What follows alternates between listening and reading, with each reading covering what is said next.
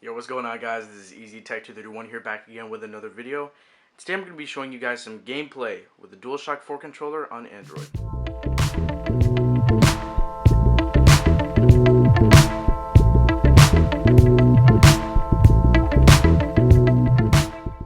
So a lot of people have been asking me, how do I play games on Android with the DualShock 4 controller, mainly emulators?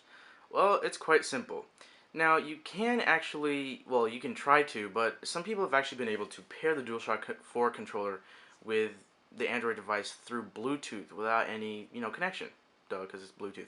But I actually was able to do it, but the connection dropped in a matter of seconds. So that's pretty unfortunate. But fortunately for some of you out there that have Sony devices, you will actually have native support for the DualShock controllers. So that's pretty nice. But today I'm going to be showing you guys through a connection here. You'll need your micro USB cable. This is for a Kindle Paperwhite, and this is an OTG adapter. You can find these anywhere. It pretty much converts USB, regular full USB to micro USB. You can find these anywhere. I bought this on eBay for like 69 cents. So you can buy like 5 of them, and you'll never need to buy any ever again. So this is the DualShock 4 controller. I'll be using it with my 2012 Nexus 7. It's running KitKat. This is signage Mod 11 though, so that's that. Now, what you have to do, you have to take your controller, you have to take the cable. Let's go ahead and unravel it here. How is this? Oh, okay. Alright, so this is a really long cable actually. Alright, gotta get untangled. Now, whoops. You gotta connect that to the controller here. Take the full USB side and plug it into the adapter, and then you'll need to plug it into your Nexus 7, but let me get this set up first. Alright, then and zoom in here. You need to plug it into your tablet or your phone or whatever, and the DualShock 4 should light up orange, so that's pretty cool. So you should be able to control the user interface. You can see that in the background there. The tablet is actually being controlled with the DualShock 4 controller, so that's pretty cool. So there are a couple games that are compatible with it. The one I have here is GT Racing. So I'll go ahead and show you this. I'll show you guys the emulators afterwards, and it's already pre-mapped, I guess you could say, where the R2 button is for acceleration and brake is L2, pause is R3, clicking the right analog stick, and that's pretty much it, and steering is the left analog stick. So let's go ahead and show you guys some GT Racing. So let's go ahead and go back, and we are now going. Hope you guys are getting a good view of this.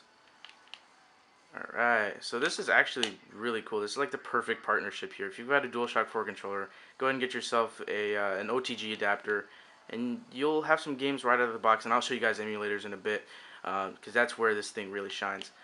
So if you have a 2013 Nexus 7, that's gonna be an even better partnership, because the specs on that one are a lot better than the 2012. But if you have a 2012, then it'll work just fine.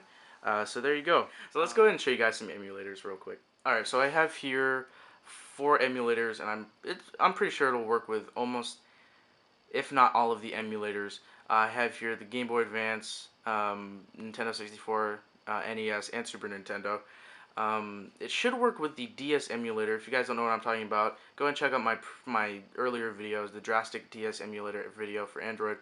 And sorry, this is on auto white balance, as you can see. There's my hand. Kind of orange, now it's kind of cooler, but that's okay, we'll fix that later. So let's go ahead and try out the Game Boy Advance emulator first. Let's see here, which one should I demonstrate? Let's go ahead and do Super Mario World. Now I did map the controls already, so here I have what is it, this Game Boy. So this is BA, start is option. Let me bring it up a little closer so you can see. Share, select. L and R are the triggers, and you can also control using the analog stick as well as the directional pad, so that's pretty cool. So let's go ahead and start. This works great, and I can't wait for the wireless support to, come out. Let's go through this real quick. Alright, so I'm using the analog sticks here. Man, it's been a long time since I played this game. Oh, jeez. Anybody who's ever played this game should remember that was there, the giant bullet bill. My bad. Let's go ahead and start that again. You can see there's a little bit of lag, but not a lot where it's unplayable. Obviously, you can tell this game is very playable. In terms of response time, it's let me see. Yeah, it's good. The response time is very good. You're not going to notice really any delay. And I actually prefer using the D-pad for games that are meant for a D-pad. But the analog stick, it actually works pretty good. I like how the analog stick works. It works really well. It's really responsive. It's nice and smooth. It works just fine. So that's, yeah, this is Game Boy Advance. It works just fine. Alright, so we've moved on to the original Nintendo. And obviously you can already guess that this will work pretty much 100%, if not 100% all the time. And pretty much anything from a Nexus 1 can emulate the Nintendo Entertainment System. So this will work just fine.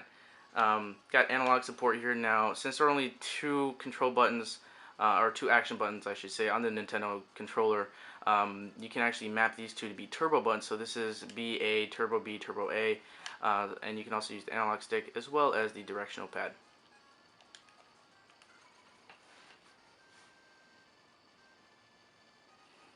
Try not to get in the way of the screen, but I want you guys to see the controller as well, so this should be just fine. Alright, so there you go. I got the turbo going on there. It's Mega Man 2. Awesome game, by the way. So yeah, it plays perfectly. Nothing wrong with it at all. The sound is spot on. If you guys can, boost that up a little bit. Alright, there you go. And this will work with PS1 games as well. So if you guys are wondering if it'll work with your PS1 emulator, it'll work. I'm pretty sure it'll work with your PSP emulator as well. Oops, I did not go right. How do you not know that, Evan? Come on, this is Mega Man 2 Quick Man Stage. How do you not know that? Complete fail. I apologize to you gamers out there. Ugh, that was embarrassing. Anyway, let's go ahead and move on to another emulator. Man, did I play this game to death on the Game Boy Advance SP when I was younger. What button am I pressing here? Oh, whoops. I had forgotten the buttons already. Alright, so here we go. It works great. The analog sticks are very nice for games like this, but of course these games are made for, D-pads, but these work just fine. So yeah, no frame rate issues, none of that. Sound is spot on, like I've been saying. Again, this is a Super Nintendo emulator, so everything works fine. And again, this is awesome. Playing old school games with current hardware and everything works fine. So that's Super Nintendo. Let's go ahead and move on to the most graphically intensive emulators. That is the Nintendo 64. Thank you.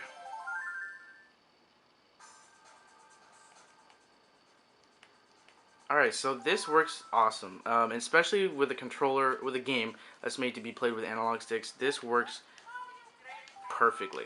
Now, the thing with the 2012 Nexus 7 is that it's not really able to handle games like this 100%. So if you have newer hardware, then that'll work just fine. And plus, it's an emulator, so it's not going to be spot on, comparing it to an actual console. So playing this game with a DualShock 3 or 4 controller, especially the 4 controller, is really nice because the triggers, they work perfectly, and there's always lag on that area. So I have it where the R1 button is actually R. The L2 button is the Z button, so that's what you fire your items with. And like I said, this works awesome with this controller, and definitely works perfectly with Nintendo 64 games. So that's that. As you can see, there's some slowdown. It'll even freeze at times, but that's just the hardware. It's nothing to do with the controller or anything like that. It's just the hardware.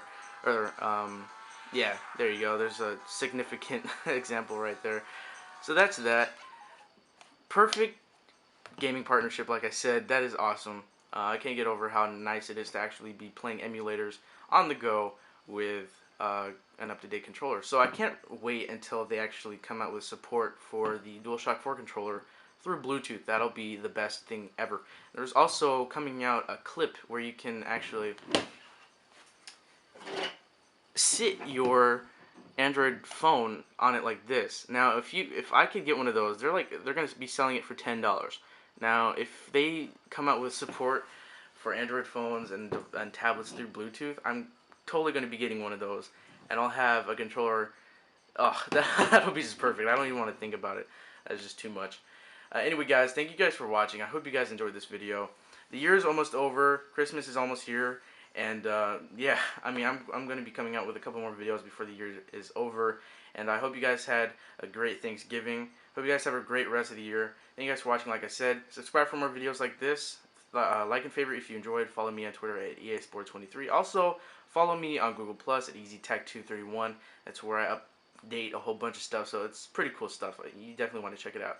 So I will catch you guys later. Again, for the third time, thank you guys for watching. And I will catch you guys later.